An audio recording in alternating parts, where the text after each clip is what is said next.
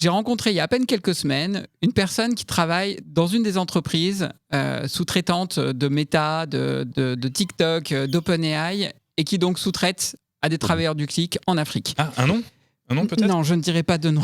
De l'entreprise, pas de la personne. Non, ni l'un ni l'autre, pas ici. C'est bizarre. Et lui, il me disait que, de manière assez cynique, il me disait, mais en même temps, il faut bien que quelqu'un le fasse. Tant la modération sur les réseaux sociaux que sur l'IA. Et il veut pas le faire, lui. alors, soit ce qu'on se dise, on arrête tout ça. Pourquoi pas? C'est peut-être ton opinion, c'est ce que je veux savoir.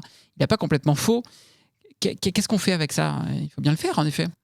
Alors, le grand informaticien Joseph Weizenbaum, qui a inventé le premier chatbot de l'histoire dans les années 60, lorsqu'on lui balançait... Elisa, exactement. Voilà, je ne savais pas où, mais très bien.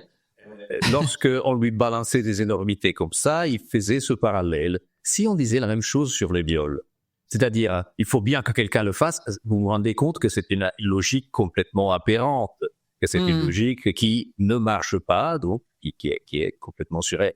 Donc la réalité est que par cela, cette personne voulait indiquer et même mettre un peu en valeur le travail de ces personnes, le travail des travailleurs publics, en disant que effectivement il s'agit d'une fonction cruciale pour développer l'intelligence artificielle. Ça, je veux bien le croire. Après, la question est que si, il faut bien que quelqu'un le fasse, ne veut pas dire qu'il faut bien qu'il soit exploité. Et là, voilà, je parle pas forcément ni comme un sociologue, ni comme un militant. Vous m'avez décrit, à la base, je suis, figurez-vous, un économiste. Moi, je suis un économiste défroqué. Et je considère qu'il y a un enjeu qui finalement est un enjeu de ce qu'on appelle la part du travail, c'est-à-dire la part qu'on donne, par exemple, sur les bénéfices ou les profits d'une entreprise au travail, qu'on reverse au travail. Alors, on a un problème là, parce que si on considère que OpenAI ou Meta ne sont pas seulement des entreprises installées dans la Silicon Valley qui ont quelques milliers, dans le cas de Meta, de centaines, dans le cas de OpenAI, de employés, c'est-à-dire personnes employées officiellement et payées très cher et bien reconnues, etc. Mais on considère que ces entreprises-là, en réalité, sont des très longues chaînes de sous-traitance globale. Donc, il faut s'imaginer vraiment quelque chose qui commence quelque part dans la Silicon Valley ou au Texas, mais qui se suit au Venezuela, à Madagascar, au Kenya, en Inde. Et donc, si on considère ces entreprises de cette manière-là, il faut considérer combien les travailleurs pour ces entreprises sont payés tout au long de la chaîne de production.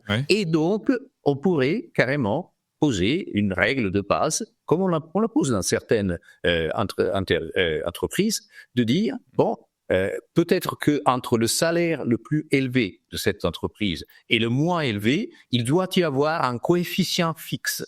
Par exemple, que si quelqu'un est payé 200 000 euros par an, qui est un peu le salaire d'entrée dans la Silicon Valley pour un data scientist, on puisse pas se retrouver avec son collègue qui est au Kenya, qui est payé tout au plus 3 000, 4 000 euros par an.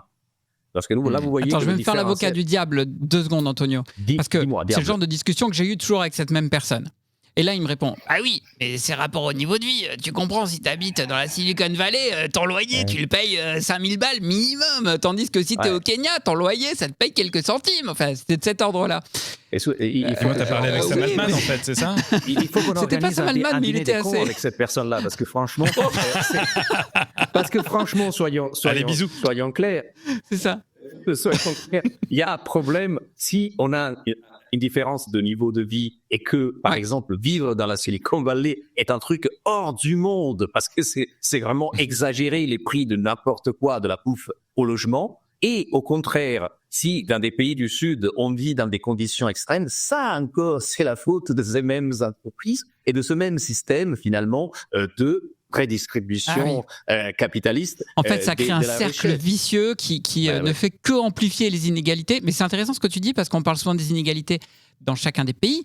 Toi, tu montres par ce raisonnement que les inégalités, elles se creusent au niveau mondial, du coup même. Mais oui, mais dans les deux cas, c'est-à-dire qu'il y a un niveau de d'inégalités micro, c'est-à-dire au niveau d'une ville, au niveau d'une région, au niveau d'un pays. On le voit, aux abeilles comme la France, on est bien placé pour le savoir, mais en même temps, les inégalités se creusent d'autant plus au niveau mondial, et ça devient carrément paradoxal lorsqu'on considère que ces personnes-là qui font du travail du clic dans leur pays d'origine, ils sont considérés un peu comme des personnes qui sont dans une position de privilège relatif. Et même à l'intérieur des travailleurs du clic, il y a quand même des différences importantes entre ceux qui, par exemple, créent des groupes Facebook dans lesquels ils font un peu de crypto et qui donc revendent des services à leurs propres collègues, et ceux qui sont vraiment en bas de l'échelle. Au Venezuela en particulier, nous, on rencontre des cas qui sont extrêmes d'inégalité à l'intérieur de la force de travail des micro-travailleurs, des travailleurs du clic, parce qu'on retrouve, que sais-je, des enfants, des vieils hommes et vieilles femmes qui font ce travail la nuit ou le matin tard, etc., et qui sont vraiment payés quelques centimes, qui, dans un pays comme ça, à la fin du mois, constitue quand même quelque chose d'intéressant. Et après, vous avez certains qui, normalement, c'est plutôt des mecs à la quarantaine avec une formation d'ingénieur, qui se positionnent, qui deviennent des intermédiaires ou qui deviennent finalement des dispatchers, qui trouvent qui centralisent les meilleures tâches et après les redispatchent aux autres. Ils essaient de se greffer au système et d'en tirer parti à leur manière.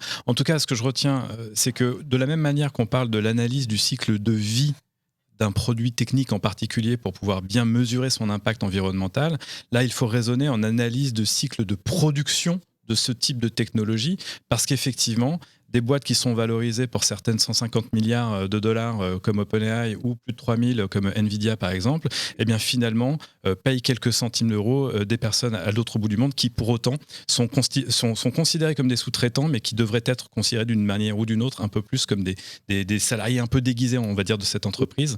Et il y a un écart, une élasticité qui est beaucoup trop forte. Trench Tech, esprit critique pour tech éthique.